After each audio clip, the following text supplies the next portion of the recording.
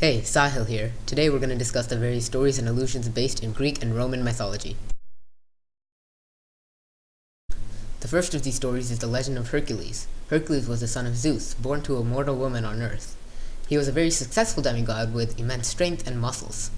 But due to Hera's jealousy, Zeus's immortal wife, he was tricked into committing a grave sin, and so he had to perform 12 labors to redeem himself.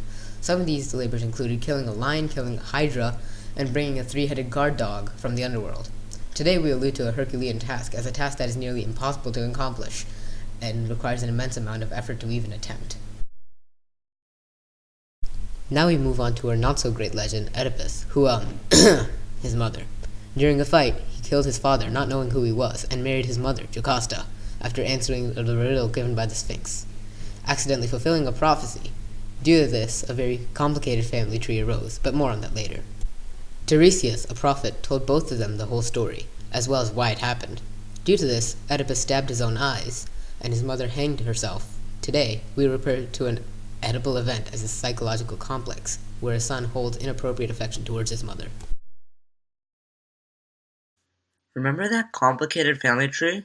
Well, this is what you get. Antigone was the daughter of Oedipus and Jocasta, but she was also Jocasta's granddaughter. This makes a lot of relations confusing. Is this guy her half-brother or uncle? I give up.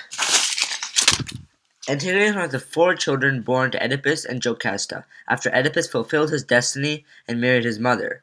This also makes Oedipus Antigone's father and half-brother. Because of this, Antigone went through a really hard time, and she got through life mainly seeking advice from the gods, which is how she is alluded today. Now, on to less that. But don't worry, we'll be back to that soon. So, King Midas. When King Midas had received his golden touch gift from Bacchus, Midas the First was delighted. However, many dreadful experiences followed. He could never embrace his family members, as they would turn to gold. He was unable to eat because his food turned to gold, and he eventually begged for forgiveness, letting go of material wealth and power. Nowadays, the Midas touch has a fairly positive connotation, referring to someone who makes money really quick, but they often leave out the negative aspect of the touch. The lesson is to be humble and be careful what you wish for. Speaking of Midas, let's move on to Bacchus, the Roman counterpart of Dionysus. He is a child of mortal Semele and Zeus. Due to Hera's jealousy, yes, again, of Semele, she convinced Semele to use her one wish to see Zeus in his true form. This, of course, led to the death of Semele, as the godly power of Zeus was too much for a mortal to gaze upon. However, Zeus was able to secretly save unborn Bacchus and stitched him into his thigh. He was secretly delivered to the nymphs, with whom he was raised. Due to his alcoholism, he was the god of wine, and the people in Rome celebrated the Bacchanalia festival. In other godly stories, Zeus morphed into the form of a swan and raped Leda, making her pregnant with Helen of Troy, who would be really influential later on in the Trojan War, but more of that later. After Zeus impregnated Leda, he simply left her there to suffer. Leda was unaware of the true form of the swan, oblivious to the historical significance that was the child she carried in her womb.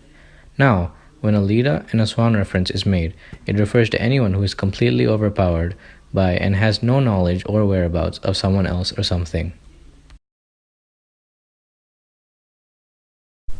Another great thing Zeus did was that he sent down curious Pandora as a bride to Epimetheus with a locked black box to which the key was given to Epimetheus.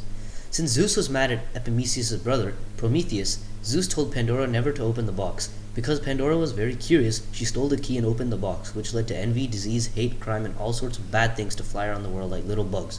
Man, Zeus actually loves humanity, doesn't he? Now when Pandora's box is set, it refers to someone or something whose curiosity gets the better of them, like when Pandora opened the world up to numerous horrors and evils via the box.